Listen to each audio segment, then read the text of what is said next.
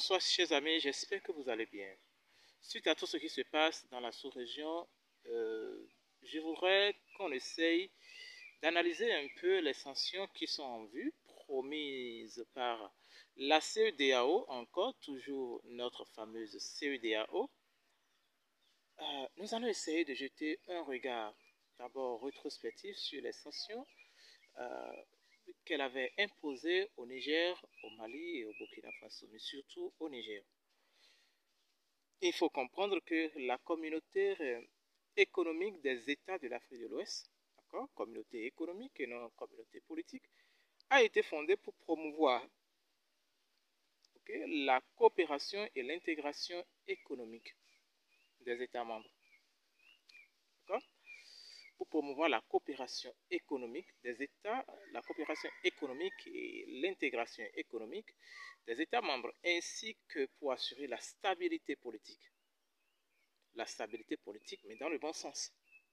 Et pas des chefs d'État qui seront toujours là au sommet et à la tête de nos États pour donner l'accès aux puissances occidentales de venir piller nos ressources naturelles pour assurer la stabilité politique et la sécurité régionale.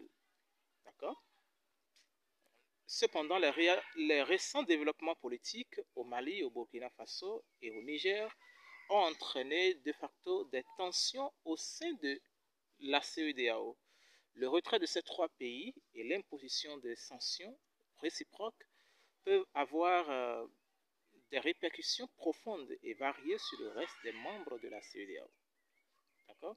Mais on n'a pas vu, on n'a pas assisté en quelque sorte à une révolte des trois pays, c'est-à-dire le Bénin, le Burkina Faso, le Niger et le Mali, pour appliquer ces mêmes sanctions aux autres pays de la CEDEAO. Il faut d'abord rappeler le contexte politique et historique. La CEDEAO a été fondée en 1975 et compte 15 membres qui collaborent pour renforcer l'intégration régionale. Elle a joué un rôle crucial dans la médiation des conflits et la promotion de la démocratie. Mais il faut comprendre que depuis un moment, on constate et on a compris que en fait, cette soi-disant démocratie à l'occidental n'est plus adéquate à notre réalité socioculturelle en Afrique. Il faut comprendre que les Occidentaux ont leur culture et ont leur réalité socioculturelle propre à eux. Donc, ils vivent leur démocratie selon leur réalité. Et il faut comprendre que cette réalité, nous autres Africains, nous ne la vivons pas. Et leur démocratie ne peut pas toujours marcher chez nous. On ne peut pas copier leur démocratie pour dire, bon, voilà, la démocratie. Toujours la démocratie à l'occidental.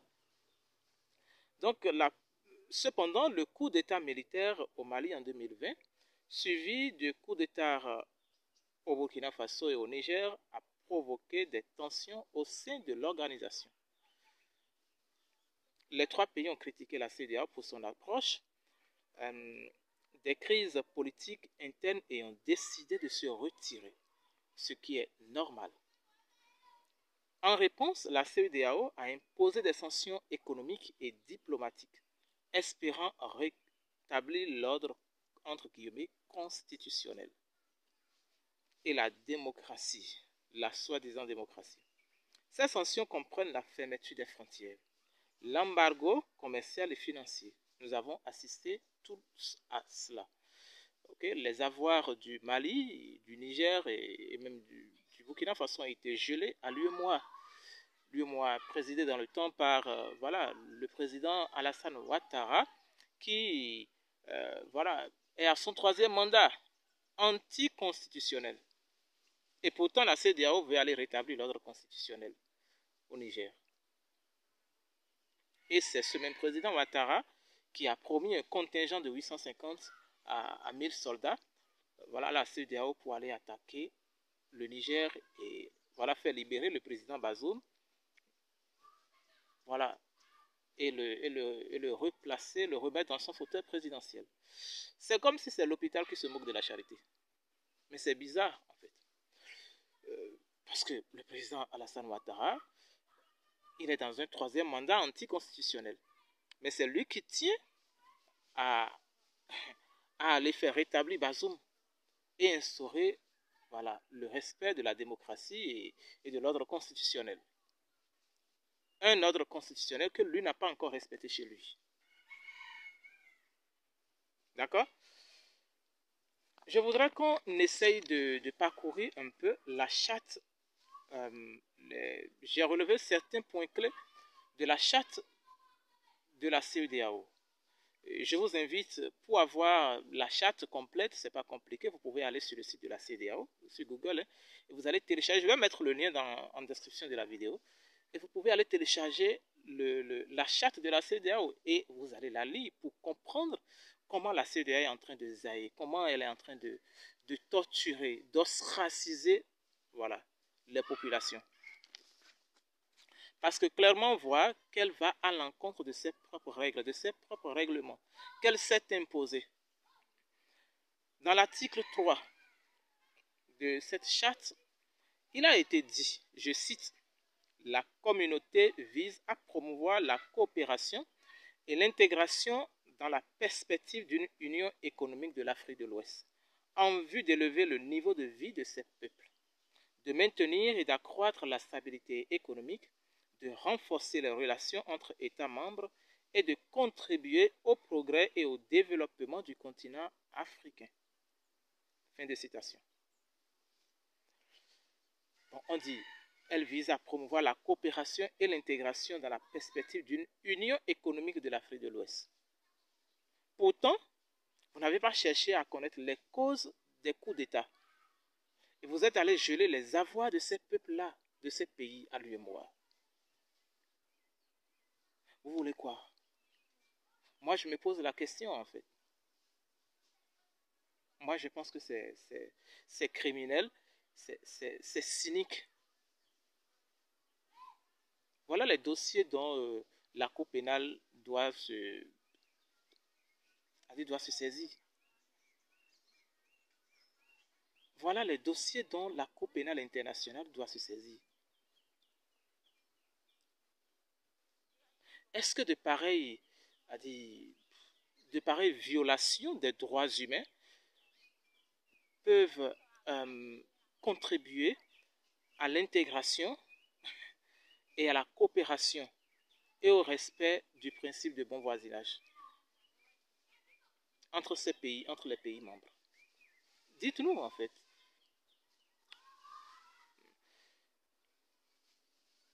Ensuite, il a été toujours dit dans l'article 3, je cite, la libération des échanges par élimination entre les États membres des droits de douane à l'importation et à l'exportation des marchandises et l'abolition entre les États membres des barrières non tarifaires en vue de la création d'une zone de libre-échange au niveau de la communauté. Moi, j'ai toujours voyagé dans ces trois pays. Okay, voilà. J'ai parcouru le Togo, le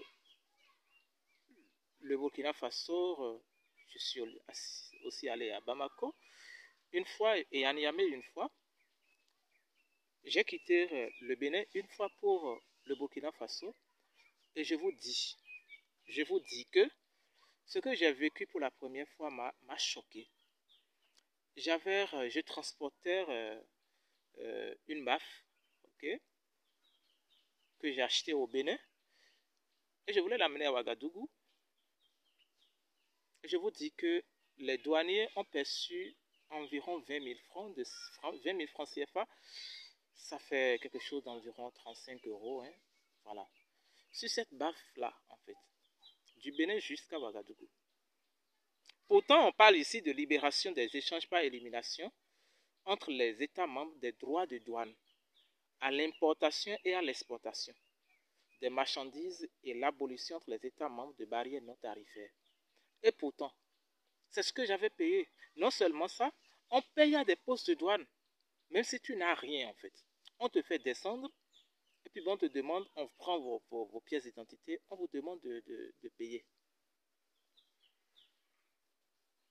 On vous demande de payer, en fait. Je l'ai vécu au Togo aussi. Quand on veut sortir du Togo pour entrer dans le Burkina Faso, à la frontière là, vous payez en fait. On paye 2000 francs. On paye 2000 francs. Ça fait environ 3 euros, 3,5 €. 3 euros poussière, c'est ça. Oui, c'est bien ça. Avant de rentrer au Burkina Faso, la CEDEAO n'a pas cherché à résoudre ces petits problèmes-là. La CEDEAO n'a pas trouvé, n'a pas cherché à résoudre ces petits problèmes. Et puis chaque fois, c'est ça. C'est-à-dire qu'elle est incapable de résoudre ces petits problèmes et veut maintenant se charger des gros cailloux. C'est pas possible en fait. Avec ça, il ne peut y avoir que des coups d'État en fait. Si les coups d'État sont salutaires, pourquoi ne pas les encourager, les amis? C'est ce qu'on vit en fait. Pourquoi la CEDEAO ne cherche pas à résoudre ces petits problèmes? On continue. Il a toujours dit dans l'article 3 de la charte de la CEDEAO, la suppression entre les États membres à la libre circulation des personnes, des biens, des services et des capitaux ainsi qu'au droit de résidence et d'établissement. Suivez bien, je vais vous raconter encore une autre histoire. Au Ghana, parce que j'ai parcouru une bonne partie du Ghana, hein, de la frontière du Burkina Faso, un village qu'on appelle Dakola, où j'ai passé plusieurs mois. En fait, jusqu'à Accra, les policiers ghanéens sont chiants. Pourtant, le Ghana fait partie de la CEDEAO. Le Ghana fait partie de la CEDEAO. Un jour, j'ai quitté le Ghana profond, j'ai quitté Bolga, ça c'est une mini-ville du Ghana, vers la frontière, c'est à, disons, à 45 km environ, de la frontière Ghana-Burkina Faso, okay, la frontière principale, là où se trouve le village d'Akola. J'ai quitté là-bas, pourtant je résidais déjà à Dakola, hein, et je vous dis, les policiers arrivés à la frontière, ils m'ont pris 50 cedi.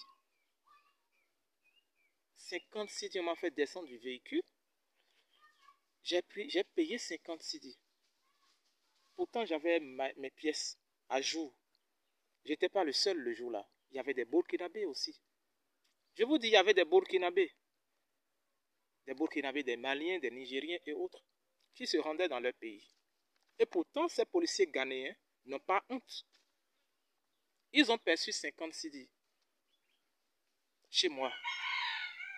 Je vous dis que les autres avaient payé. Non, pas 50 cedi. Les gars, attendez, je vais vous dire le montant exact. Ils m'ont proposé deux montants. Ils m'ont dit soit je paye 50 cedi, ça fait 2500, soit je vais payer 5000 francs. Si je ne vais pas payer 50 cedi, c'est-à-dire ils m'ont donné quelques minutes pour décider en fait. Donc, ils m'ont dit si tu ne payes pas les 50 cedi sur place, voilà, et ça là va rentrer dans leur poche. Cela ne sera pas déclaré. Vous voyez? Et du coup, je suis resté là, le chauffeur aussi était intervenu, d'autres personnes étaient aussi intervenues. Et puis bon, quelques minutes, ils ont changé d'avis, ils m'ont demandé d'aller à l'intérieur. Il y avait un policier ghanéen, ils m'ont demandé d'aller à l'intérieur, d'aller payer 5000 francs à la caisse. Et j'ai payé 5000 francs. Ça fait environ 100 cedi. Les gars, j'ai payé 5000 francs, ça fait 100 cedi environ. Le cedi, bon, un peu volatile. Ça fait environ 100 cedi que j'ai payé le jour-là. J'ai payé 100 cedi le jour-là. Pourtant, le Ghana fait partie de la CEDEAO. La CEDEAO n'a pas cherché à résoudre ces petits problèmes. Hein. Non, pas du tout. Et à l'intérieur du Ghana, c'est comme ça que j'ai payé plusieurs fois. J'ai payé plusieurs fois des montants comme ça qui énervent. Dans l'article 4 de la CEDEAO, il est dit, dans l'alinéa B, la solidarité et l'autosuffisance collective. On voit que la CEDEAO ne fait rien dans ce sens-là, en fait. Ne fait rien dans ce sens-là. La coopération inter-État, harmonisation des politiques et intégration des programmes. La coopération inter-État, harmonisation des politiques et intégration des programmes. Vous allez voir, dans la crise bénino-nigérienne, qu'est-ce que la CEDEAO a pu faire de façon diplomatique? Quelles sont les démarches diplomatiques que la CEDEAO a menées, okay, pour, dans l'intérêt du peuple béninois, dans cette crise bénino-nigérienne? Elle a laissé le Bénin seul se débrouiller. Pourtant, le Bénin va percevoir une manne d'environ 300 milliards pendant 20 ans. 300 milliards par an pendant 20 ans. Sur voilà, l'exportation du pétrole nigérien à travers les eaux du Bénin. Qu'est-ce que parce que c'est la CEDEAO qui a créé ça. Si les frontières avec le Bénin et le Niger n'avaient pas été ordonnées de fermeture, le Bénin n'allait pas se retrouver dans ce sale drap-là avec le Niger, qui est son voisin, en fait. Et le Togo a été très vigilant et très intelligent et n'a pas fermé ses frontières avec le Burkina Faso.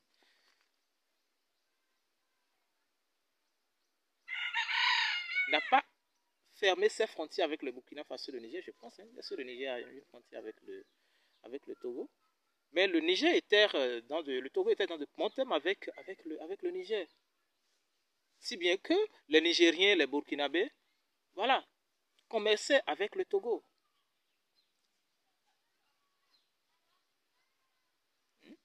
Bon, cela, on peut aussi dire que bon, le président Talon n'avait pas été très vigilant et est tombé dans la pomme simplement. Parce qu'après tout, quand le Bénin va perdre, après tout, c'est le Bénin qui est le grand perdant, déjà dans cette histoire. C'est le Bénin qui est le grand perdant. Quand elle prend les décisions, voilà, la CEDEAO, elle laisse chacun gérer. Chacun subit. Mais ça, c'est pas intéressant. Le port de Cotonou, qui dépend, voilà, en bonne partie du Niger, je pense 25% du PIB du béninois dépend du Niger. Le port de Cotonou est au ralenti aujourd'hui. À cause de qui? À cause de la CEDEAO. Qu'est-ce qu'elle a pu faire de façon diplomatique pour résoudre ce problème-là? Prenons ce que le Bénin va perdre dans ce bras de fer-là avec le Niger. Les 300 milliards par an pendant 20 ans. Est-ce que la CEDEAO pourra payer cela au Bénin? Je ne pense pas. Il faut que les chefs d'État, parce que tôt ou tard, on est en train de tendre comme ça vers la dissolution de la CEDEAO. D'accord? Dans l'alinéa D, on parle de non-agression entre les États membres. Non-agression entre les États membres. Qu'est-ce que la CEDEAO voulait faire? La CEDEAO voulait agresser le Niger et faire rétablir le président Bassoum déchu dans son fauteuil présidentiel. Pourtant, il a été dit dans la charte, c'est comme il y a un pacte de non-agression entre les États membres. Donc, ils font fi de cela, ils mettent cela de côté. Et puis bon, c'est comme si, en fait, la CEDEAO aime dormir avec les yeux des autres. Quand j'ai suivi le président de la commission de la CEDEAO, Omar Touré, le Gambien, raconter du n'importe quoi. Moi, ça m'a fait rire. C'est honteux, simplement. C'est vraiment honteux. A dit qu'un Africain de peau noire, parce qu'il est très noir aussi, de peau noire, a dit se mettre à vouloir ostraciser son propre frère de sang, en fait. Quand je dis de sang, les Africains, après tout, nous sommes tous de la même race. C'est ce qu'il faut comprendre. Nous sommes tous de la même race. D'accord? Et ça, c'est très important. Il est prêt à imposer des visas au pays de l'AES. A dit, c'est ça, au pays de l'AES. Si les peuples issus de cette coopération vont voyager dans les autres pays de la CEDEAO. C'est absurde, en fait. Et puis, je suis sûr que le Sahel ne va pas appliquer la réciprocité, bien qu'il soit dans leur droit d'appliquer cette réciprocité, en fait. Mais ils ne vont pas le faire, non. Parce qu'on a tous compris aujourd'hui que le problème, ce n'est pas entre les peuples, mais c'est entre les chefs d'État. C'est un problème, hein. Entre les peuples, il n'y a pas de problème. Et je pense que le président Talon l'a reconnu et l'a dit publiquement. À ce sommet de la CEDEAO le dimanche passé, le 7 juillet passé, il n'y était pas. C'est un signe, ça veut dire quelque chose, c'est une manière de s'exprimer. Okay? Parce que honnêtement, ils ne se disent plus la vérité là-bas. Et c'est dangereux. C'est dangereux. Ces chefs d'État ne se disent plus la vérité. Ils ont désigné le président Bassirou Diomaye Faye, qui est encore le président togolais. Voilà, et Mbalo Sissoko qui demande de lui laisser le dossier du Burkina Faso. Qu'est-ce qu'il lui peut tenir devant le capitaine Ibrahim Traoré, un putschiste aussi comme lui. Un putschiste aussi comme lui. Il peut tenir devant le président Ibrahim Traoré, c'est pas possible. Et je pense son ancienne ministre des États des Affaires étrangères, Barbosa, Madame Barbosa, au forum de Crans-Montana, avait reconnu que, en fait, ce sont des décisions que les chefs d'État prenaient, en fait. Je ne voudrais pas mettre l'extrait ici, mais si vous voulez, je peux mettre le lien de ce forum Crans-Montana dans la description, vous irez suivre. J'avais posté la vidéo, portion par portion, il y a de cela une semaine, mais YouTube m'a demandé de la supprimer. Voilà. Bon, mais je les ai supprimés. Simplement. Parce que, bon, voilà, ça risque de corrompre ma chaîne, en fait. Donc, c'est ça. Il faut que nous, les Africains, il faut qu'on se réveille. On ne peut pas se lever contre son propre frère. C'est pas possible. Dans l'alinéa E de l'article 4, il a été dit: maintien de la paix, de la sécurité et de la stabilité régionale par la promotion et le renforcement des relations de bon voisinage. Le Bénin fait frontière avec le Niger. Le Niger fait frontière avec le Nigeria. Pourtant, le Nigeria a privé le Niger de l'électricité pendant des mois. Pendant des mois. Pourtant, le Nigeria reconnaît que, ok, ça c'est pas seulement c'est pas le Nigeria, je ne vais pas dire le Nigeria, le président Bola Tinubu, c'est lui. Hein? Le peuple nigérian soutenait de vive voix le peuple frère du Niger. Donc le problème c'est pas le Nigeria, c'est le président Bola Tinubu qui a ordonné en fait, a dit qu'on prive le Niger de l'électricité. Et cela a causé des morts dans les hôpitaux. Pourtant, il sait très bien que Bazoum détournait l'uranium du Niger au profit de la France. En France, il y a l'électricité grâce à l'uranium du Niger. Pourtant, le Niger n'avait pas l'électricité. Et il était président de ce pays-là. C'est-à-dire, on n'a pas besoin d'aller à l'école pour comprendre que, en fait, c'est cynique ce qui se passe. Ça, c'est moi, hein, en fait. On n'a pas besoin d'aller à l'école pour comprendre que c'est cynique ce qui se passe, en fait. Les amis, dites-moi ce que vous pensez de cela dans les commentaires. J'ai hâte de vous lire. Quand je vous lis, je suis sidéré. Ça, il faut que je vous le confesse, en fait. Dans l'alinéa D, il est dit règlement pacifique entre les États membres, règlement pacifique des différends, avec des petites querelles, entre les États membres et la promotion de la coopération active entre pays voisins. Entre pays voisins. La CEDEAO a ordonné que le Bénin ferme ses frontières avec le Niger. Maintenant, quand la CEDEAO a ordonné maintenant qu'on ouvre les frontières, parce que bon, on a compris que ces sanctions lui font beaucoup plus mal, ces sanctions qu'elle a imposées au Sahel, lui font beaucoup plus mal qu'au peuple du Sahel. Je pense que c'est là que, bon, voilà, elle a ordonné la réouverture des frontières.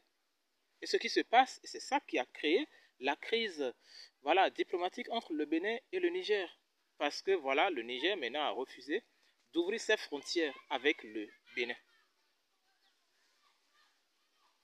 Parce que, bah, voilà, le Niger soupçonne la présence d'une base militaire française sur le sol béninois.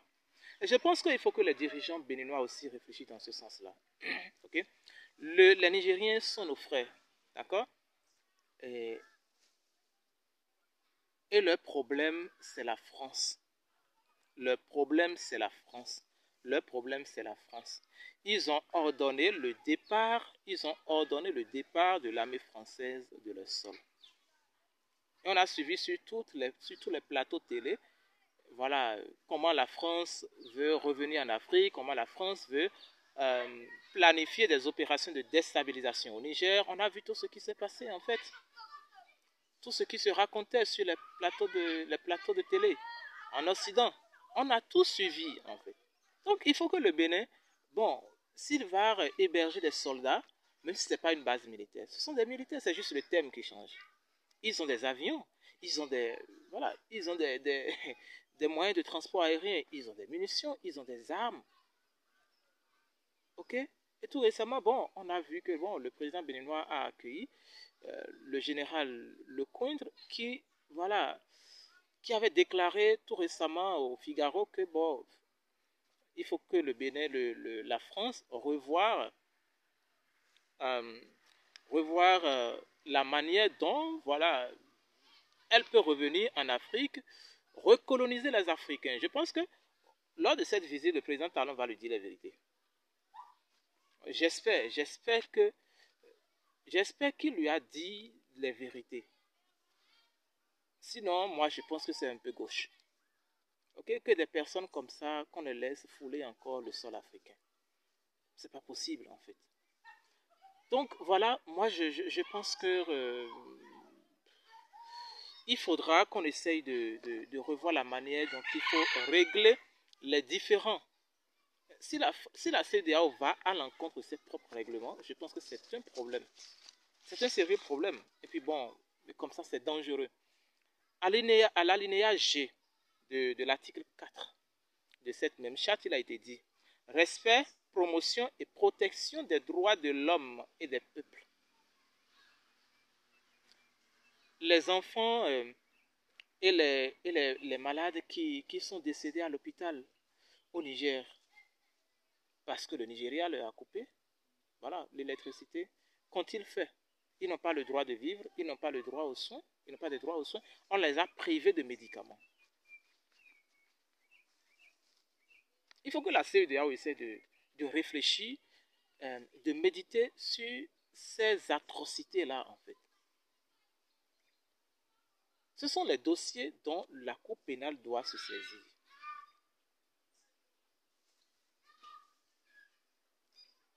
Donc, ils veulent que, surtout le président Ouattara, ils veulent que ce qui s'est passé en Côte d'Ivoire en 2008-2009, avec le président Gbagbo, contre le président Gbagbo, se reproduise encore dans la sous-région, je ne pense pas.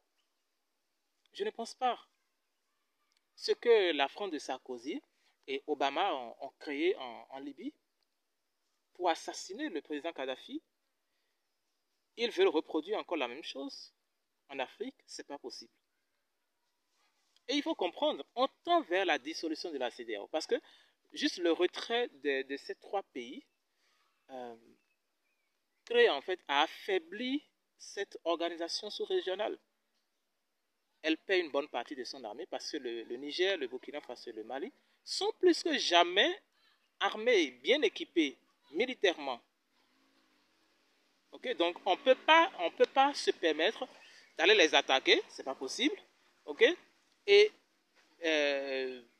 voilà, le départ de ces trois pays de la CEDEAO, je pense que ça affaiblit complètement la CEDEAO. Parce que simplement, bon, voilà, cette organisation ne répond plus, l'organisation n'est plus la CEDEAO des peuples. On voit clairement que, bon, c'est une organisation dirigée et téléguidée depuis l'étranger. D'accord? Dans l'alinéa H, il est dit transparence, justice économique et sociale et participation populaire au développement. On parle de justice économique ici. Et pourtant, on avait ordonné le gel des avoirs des Maliens, des Nigériens et des Burkinabés à l'UEMOA. Cela répond à quelle logique? Cela répond à quelle logique de justice économique? Moi, je pense que c'est grave. Moi, je pense que c'est grave, en fait. Et la plupart de ces dirigeants n'ont pas leurs enfants sur le sol africain. Hein. Ils ont leurs enfants en Occident qui étudient. Ils ont leurs avoirs dans ces pays-là, bloqués dans ces pays. Donc, pour ne pas avoir de problème avec leurs avoirs, eh bien, ils préfèrent ostraciser leurs frères et permettre aux colons de venir piller les ressources naturelles de l'Afrique. On ne va pas leur permettre cela ici. Ce n'est pas possible. Je pense que ça doit faire beaucoup réfléchir ces dirigeants de la CEDEAO. Il faut qu'ils se disent la vérité et il faut qu'ils soient vraiment des personnes responsables. Dans l'alinéa I de la charte, de l'article 4, il est dit « Reconnaissance et respect des règles et principes juridiques de la communauté ». Reconnaissance et respect des règles et principes juridiques de la communauté. Le président, le ministre des Affaires étrangères du Mali, M. Abdoulaye Diop, a toujours dit que la CEDEAO va à l'encontre de ses propres règlements, de ses propres règles qu'elle s'est fixées. Et c'est ce qui se voit avec la fermeture des frontières, le gel des avoirs, coupure d'électricité à tout un pays. C'est pas du tout sérieux. Et maintenant, ils envisagent imposer des visas aux ressortissants de l'AES. Mais je pense que toujours le ministre des Affaires étrangères du Niger, du Mali, a répondu la dernière fois sur le plateau de l'ORTM que voilà, l'AES ne va pas appliquer ce principe de réciprocité, que tous les peuples sont bienvenus dans l'AES. Parce qu'en fait, ils ont compris que le problème ne se pose pas entre les peuples, mais c'est entre les dirigeants de cette CEDEAO. Dites-moi ce que vous pensez de mon analyse dans les commentaires. J'ai hâte de vous lire, je vous dis, ça me fait plaisir de vous lire. D'accord? Dites-moi tout ce que vous pensez. Okay? Interagissez. Je voudrais que la discussion continue dans les commentaires de la vidéo. Merci et à très bientôt.